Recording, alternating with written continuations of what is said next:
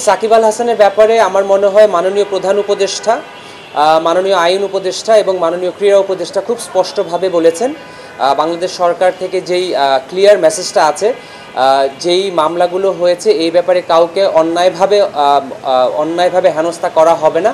এবং আমরা মনে করি সাকিবের ব্যাপারে গণপ্রজাতন্ত্রী বাংলাদেশ এখন যে অন্তর্বর্তীকালীন সরকার রয়েছে তারা তাদের অবস্থান খুব সুস্পষ্টভাবে ব্যক্ত করেছেন। ইনজুরি সমস্যা না থাকলে এবং সিলেকশন জড়িত কোনো ইস্যু যদি না থাকে, এখন পর্যন্ত সাকিব আল হাসানের বাংলাদেশে যে হোম সিরিজ আছে এটা না খেলার কোনো কারণ আমি ব্যক্তিগতভাবে দেখছি না। আমরা নর্মালি এটা খুবই রেগুলার প্র্যাকটিস হিসেবে দেখি। এর আগে অস্ট্রেলিয়া, তারপর ইংল্যান্ড, নিউজিল্যান্ড তাদের প্রতিনিধি দল পাঠায়, এবার সাউথ আফ্রিকা পাঠিয়েছে। খুবই রুটিন একটা রেগুলার একটা প্রোগ্রাম ছিল। যেই দুইটা ভেন্যুতে খেলা হবে সেই ভেন্যুটা পরিদর্শন, যেই হোটেলে থাকবে সেই হোটেলের পরিদর্শন এবং ওভারঅল সিকিউরিটি সিচুয়েশনটা কি আছে, আমরা কিভাবে সিকিউরিটিটা প্রদান করে থাকি এই ব্যাপারেই তারা একটা ওভারঅল সিচুয়েশন দেখে গিয়েছেন। এবং আমরা নর্মালি বাংলাদেশ ক্রিকেট বোর্ড বিভিন্ন আন্তর্জাতিক সিরিজে যেই প্রোটোকলটা মেনটেন করে থাকি সেই প্রোটোকলটাই আমরা তাদের দেখিয়েছি।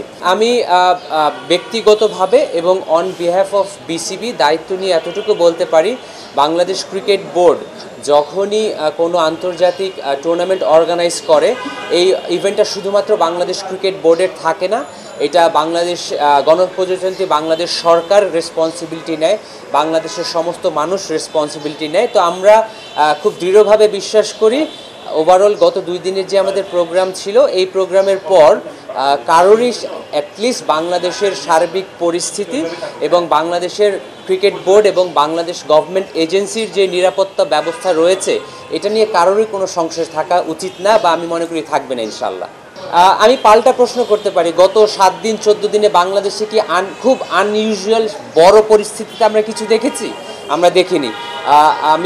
আমি পুরোটা সময় তাদের সাথে ছিলাম। এয়ারপোর্ট থেকে হোটেল, হোটেল থেকে এয়ারপোর্ট, মাঠ থেকে হোটেল, আমি কোথাও কোনো আনইউজুয়াল কিছু দেখিনি। সো আমার মনে হয় না তারা কোনো আনইউজুয়াল কিছু পিক করেছেন, বা আনইউজুয়াল কিছু তো হয়নি, কেন পিক করবেন? 250-টিরও বেশি ডিজাইন অপশন নিয়ে ওয়ালটন স্মার্ট ফ্রিজ, বোঝে আপনার প্রয়োজন।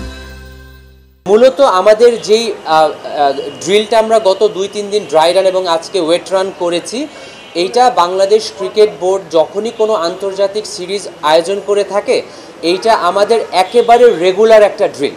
তো এই প্রিপারেশনটা আমাদের সব সময় থাকে।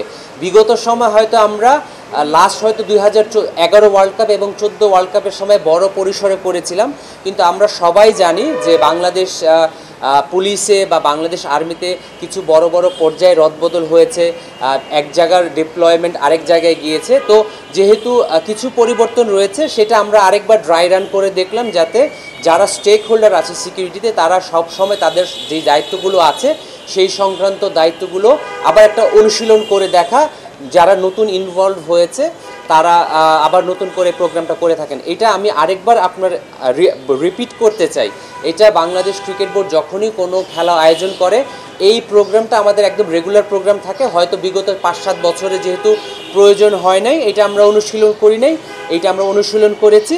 এবং ওরা যেহেতু সার্বিকভাবে আমাদের নিরাপত্তা অ্যারেঞ্জমেন্টটা দেখতে চেয়েছিল, এটার পার্ট হিসেবে আমরা শো করেছি। ওভারঅল অবজারভেশন আমি যতটুকু তাদের কাছ থেকে তাদের সাথে কথাবার্তার মধ্যে পিক করতে পেরেছি, তারা খুবই সন্তুষ্টি প্রকাশ করেছেন।